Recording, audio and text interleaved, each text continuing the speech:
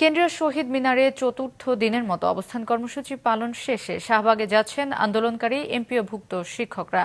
দাবি বাস্তবায়ন না হলে প্রয়োজনে ৩ দফা থেকে সরে এসে এক দফায় পরিণত হবে আন্দোলনটি, যা হবে শুধুমাত্র জাতীয়করণ বলে জানান শিক্ষকরা। সকালে শতাধিক শিক্ষকদের শহীদ মিনারে অবস্থান নিতে দেখা যায়। নতুন করে বিভিন্ন জেলা পর্যায়ে থেকে চতুর্থ দিনেও এমপিওভুক্ত শিক্ষকরা এসে যোগ দেন।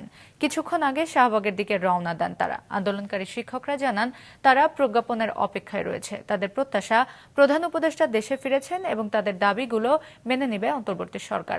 আর প্রজ্ঞাপন না হওয়া পর্যন্ত আন্দোলন চলবে বলে জানান শিক্ষকরা।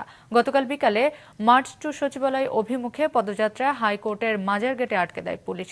এরপর রাতে শহীদ মিনারে আবারও অবস্থান নেন আন্দোলনরত শিক্ষকরা।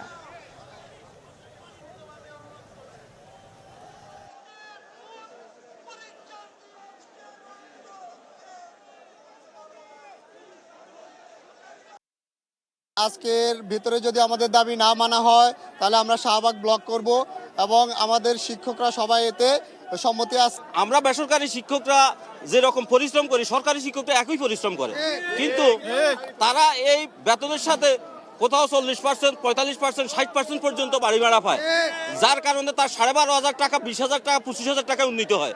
কিন্তু আমরা 12,500 টাকা 12,500 টাকাই পাই। এই 12,500 টাকা চলা কোনোভাবেই সম্ভব না।